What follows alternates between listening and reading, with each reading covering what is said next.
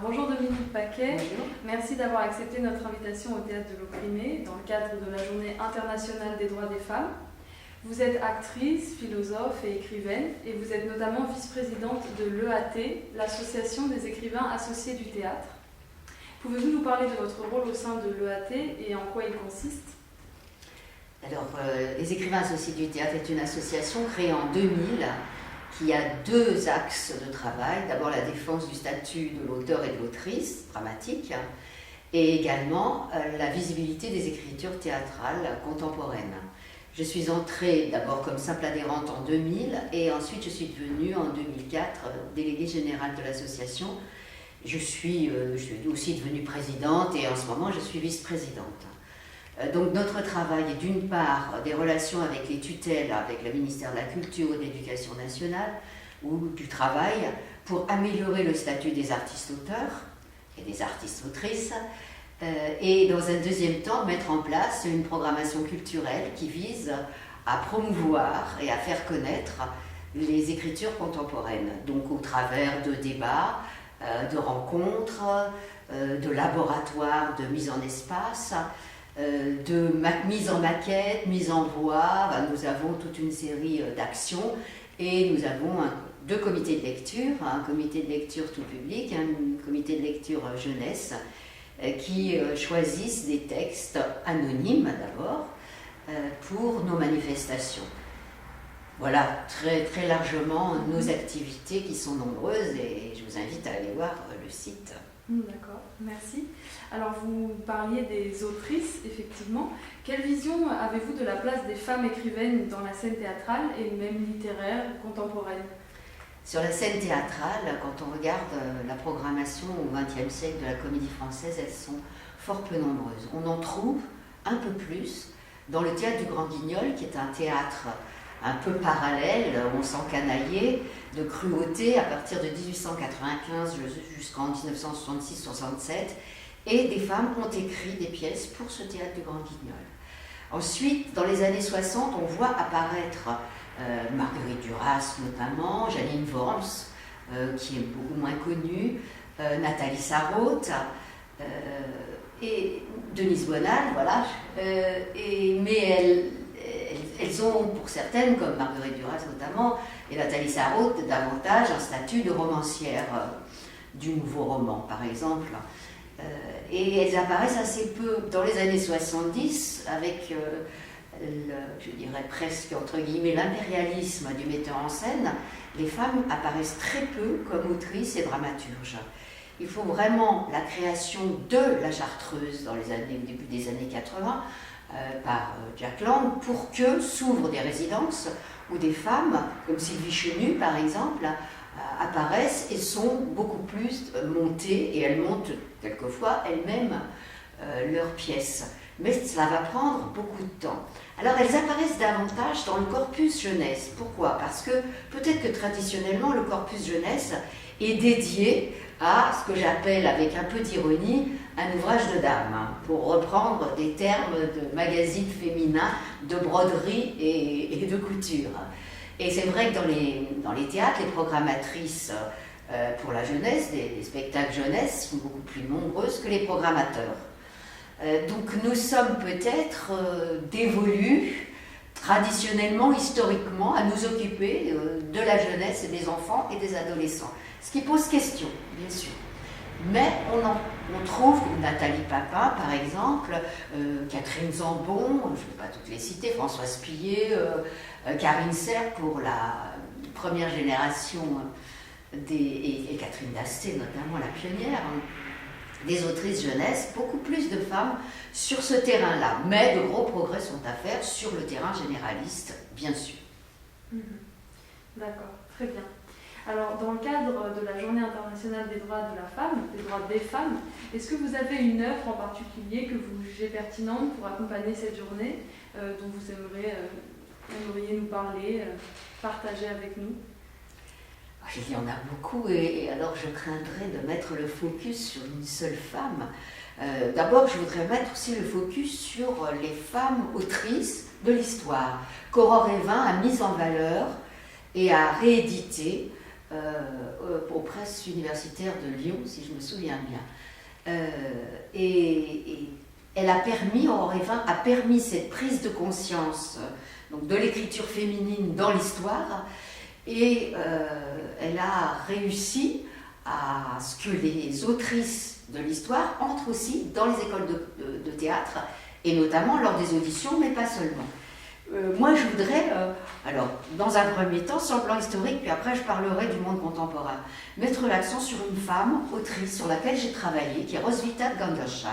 Roswitha Gandersheim est une abbesse du XIe siècle, 10e-11e siècle, qui était dans un couvent et, à Gandersheim, et qui a écrit 6 comédies latines en vers rimés, enfin en vers blancs rimés, qui sont des pièces didactiques pour que les nonnes jouent ces pièces et apprennent la philosophie antique et la philosophie médiévale.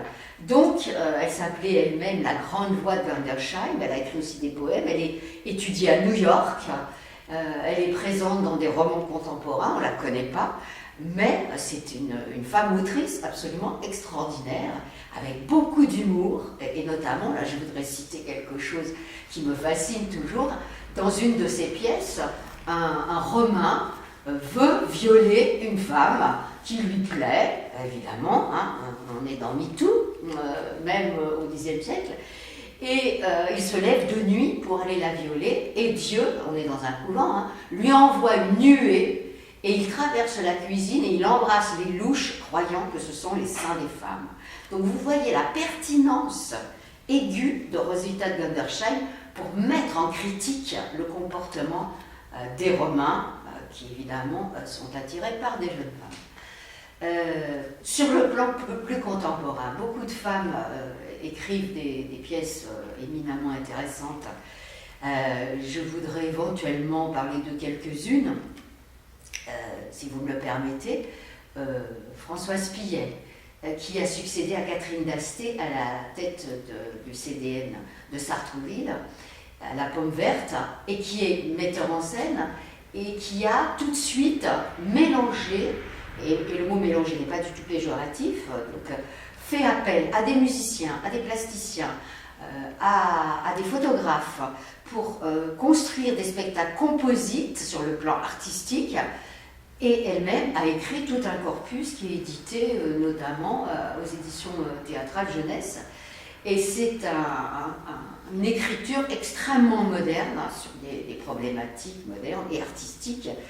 Je voudrais mettre en valeur Carine Serre qui a une formation de scénographe, donc plasticienne, et qui travaille, m'a-t-elle dit récemment, dans une dramaturgie quantique, c'est-à-dire avec des feuilletages scénographiques et dramaturgiques. Et elle a une écriture absolument explosive, du côté du merveilleux, du côté du fantastique, avec une langue contemporaine très très foisonnante, drôlatique, mais en même temps sur des questions de société, des questions politiques.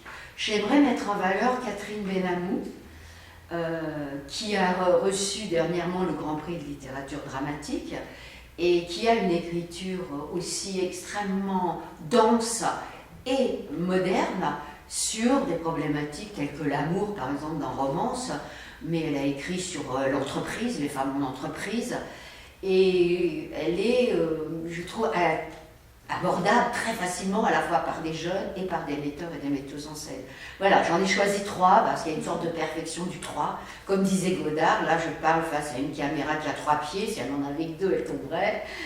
Donc je vais m'arrêter là, pardon, pour celles que je ne nomme pas.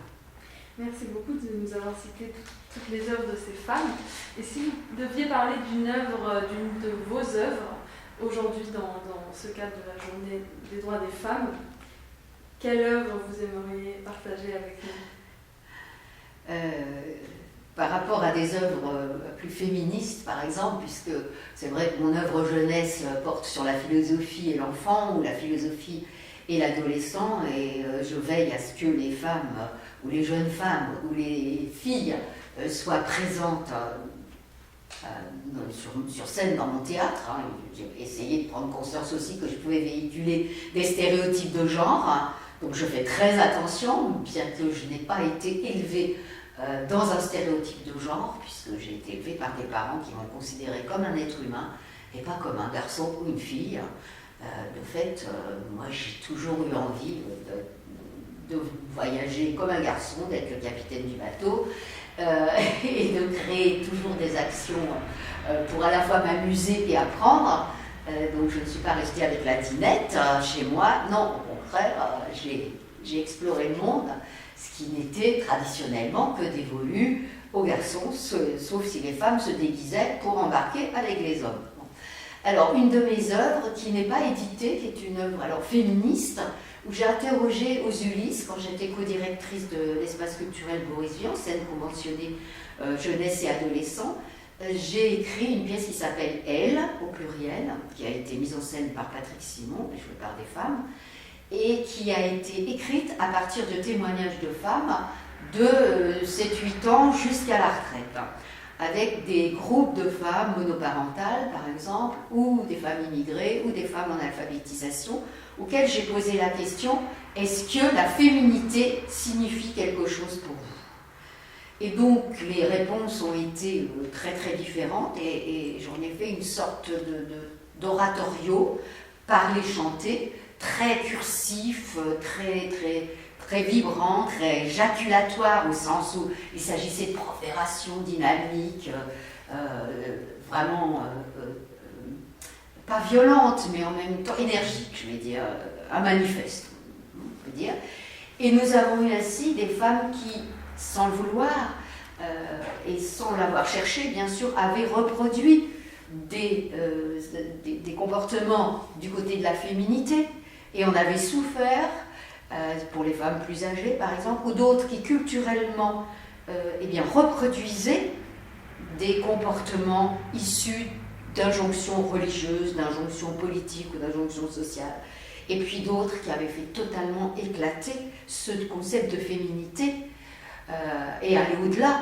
Et puis j'ai aussi eu des témoignages assez bouleversants de femmes, par exemple, ayant subi de la part de leur conjoint des trahisons hallucinantes, pas seulement des femmes battues, des trahisons amoureuses, des traditions même transgressives sur le plan légal, qui ont témoigné, et puis également des femmes qui avaient été en situation d'obésité et qui avaient dû maigrir, qui se posaient là la question de la féminité. Suis-je toujours une femme en étant obèse? Ne suis-je pas, je cite, l'une d'elles, une grosse vache? Et qui témoignait en disant, je me disais ça tant que j'étais grosse, il fallait que je reconquière une féminité en maigrissant, donc ne suis-je pas victime d'une image véhiculée par les médias ou par les médecins? Où est ma place en tant que femme et en tant que corps de femme, si cela signifie quelque chose de spécifique sur le plan métabolique par rapport à un corps d'homme? C'était toutes ces questions qui étaient abordées, et vraiment ce fut passionnant. J'avais aussi des personnes qui venaient de Syrie, donc avant l'immigration, et qui étaient des personnes qui avaient des métiers très importants en Syrie, qui étaient surdiplômées, et qui se retrouvaient avec un compagnon ou un mari qui travaillait sur le site scientifique du CNRS, puisque c'est à côté, Gif-sur-Yvette, et le plateau de Saclay est à côté des Ulysses, et qui, elle, se trouvait sans possibilité de travailler, avec un statut de médecin, un statut de professeur d'université, etc. Donc ce décalage causé par l'immigration causait aussi beaucoup de douleur, et elle devait se réinvestir, éventuellement repasser des examens pour acquérir des diplômes français, et c'était aussi une souffrance. Mais malgré tout, ce fut un spectacle joyeux qui donnait envie de lutter, parce qu'il n'y a pas le choix. De toute façon, qu'on soit un garçon, qu'on soit une fille, on est jeté dans le monde, et on doit, me semble-t-il, on doit, c'est mon côté philosophique, kantien, se battre tous les jours pour continuer à vivre, à promouvoir la vie, à dire oui à la vie. Merci beaucoup pour cette réponse. Et enfin, je vous poserai une dernière question. Quel est selon vous le combat d'une femme artiste aujourd'hui, et spécifiquement une femme écrivaine?